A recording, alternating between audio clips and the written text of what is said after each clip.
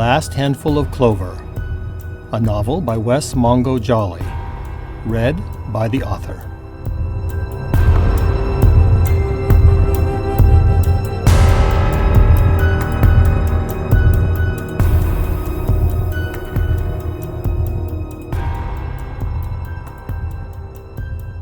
Chapter 38.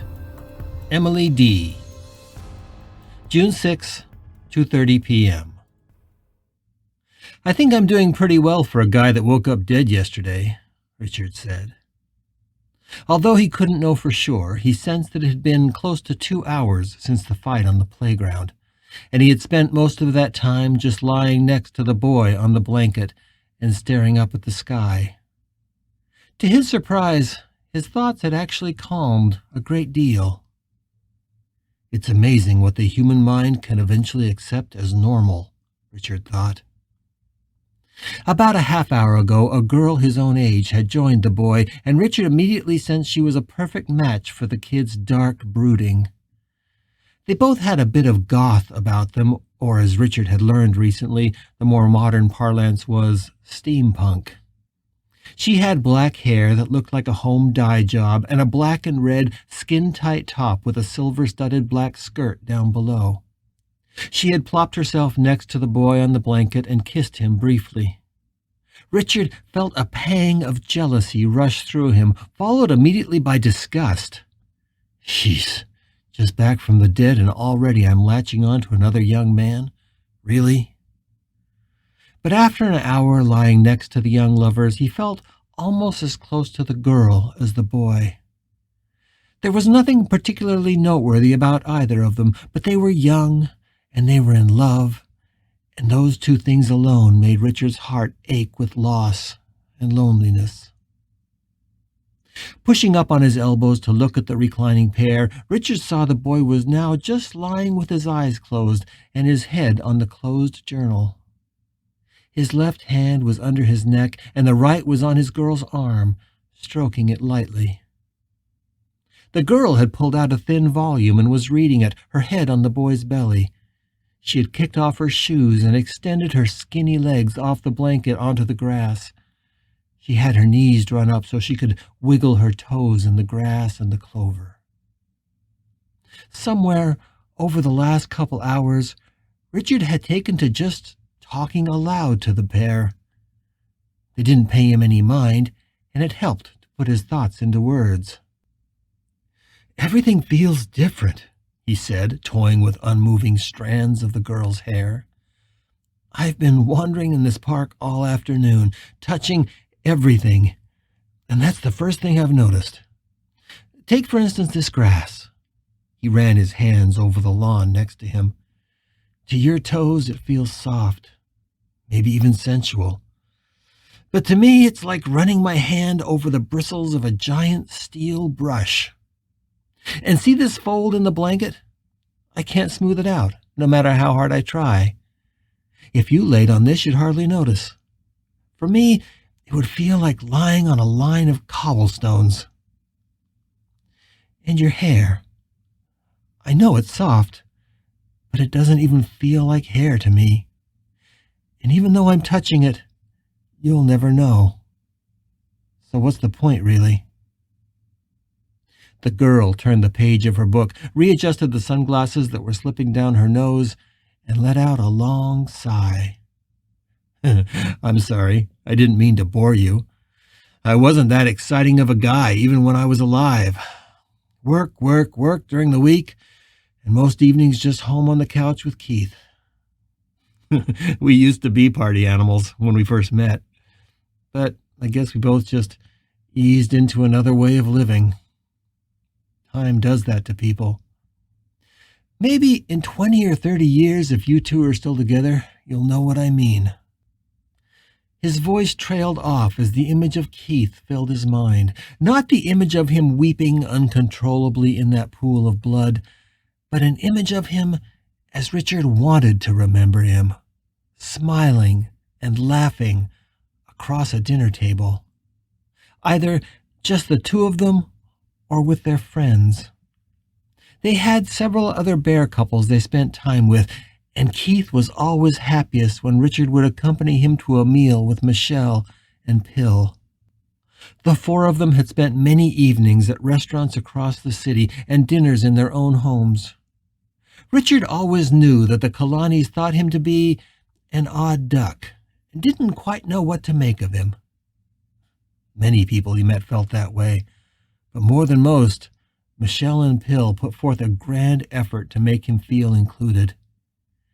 He knew they did it completely for Keith's sake, but what they probably never knew was how much Richard had desperately appreciated their efforts to make him feel part of their circle. He tried to keep the smiling image of Keith in his mind, but the thought of Michelle forced that pleasant vision away. Instead, he saw the image of her holding Keith there in the hallway of their home just last night. The pain radiating off them thickened the very air they breathed.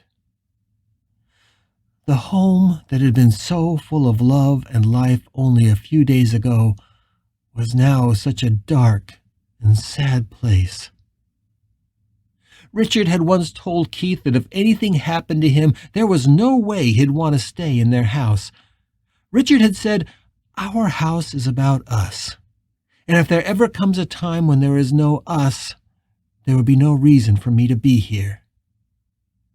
He wondered if Keith felt the same way.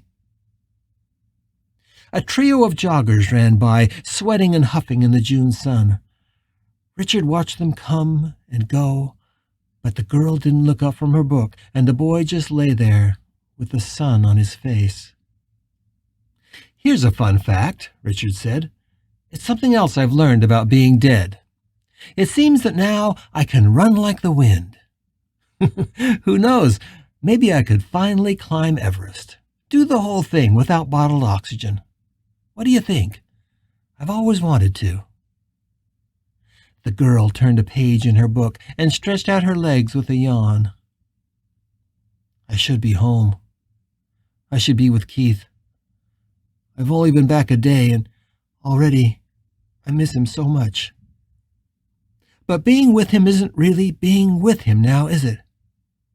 He doesn't know I'm there, and I can feel that empty space the most when I see the pain and loss in his eyes. It's the space where I'm supposed to be, but I'm not." Richard felt his voice cracking and that familiar tightness twisting in his chest. He'll never know I'm there. He'll never know I'm watching. I could follow him around like a puppy for the next 50 years. I could watch as he finds someone new, watch as he falls in love, and figures out how to be happy again. I could follow and watch, and he'd never know I was there. He turned to the boy as if he really expected a reply. "So, would I be? Really? If a tree falls in the forest and nobody is there, does it make a sound? If you love someone but they think you're gone, are you really loving them at all?" The girl suddenly sat up, entranced by a page of her book, which she read repeatedly, her lips barely moving as she sounded out the words. She turned and shook the boy, who was apparently dozing. He woke with a start. "Hey, listen to this part," she said and read aloud. "Life means all that it ever meant. It is the same that it ever was. There is absolute unbroken continuity. Why should I be out of mind because I am out of sight? I am but waiting for you, for an interval, somewhere very near, just around the corner." For an interval. That sounds pretty, but what does it mean? The boy asked. "I'm not sure, but he's talking about death." The sky was a shade of blue deeper than Richard had ever seen when he was alive. The boy considered the verse for a minute. Then he quoted from memory. "The carriage held but just ourselves and immortality." "Yes, exactly, just ourselves and immortality," the girl repeated. "But that's Dickinson." She dropped her book on the blanket. "I think she was a witch," the boy said, lying back down. "Who? Emily D?" "Yeah, she knew way too much for a shut-in." Wasn't Amherst, Massachusetts close to Salem? The girl laughed. I don't know. I don't think so. And that was a long, long time before. Still, the boy said, closing his eyes again, all that talk about death, I think maybe she was a witch. Or a zombie. The sun had passed over the bank of trees, and their blanket was now moving into the shade. The girl squinted at the trees, then at her watch, before playfully punching her boyfriend on the shoulder.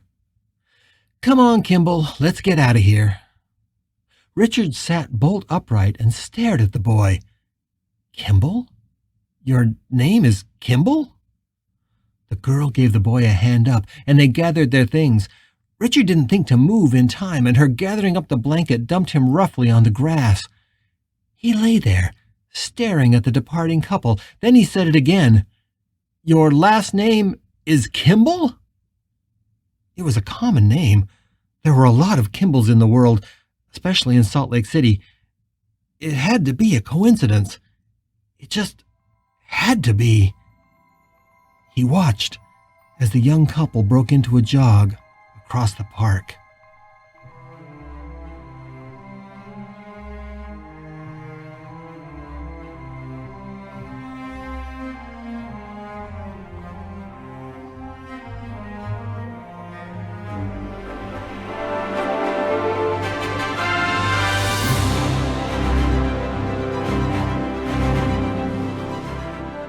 You're listening to The Last Handful of Clover, a novel by Wess Mongo Jolley.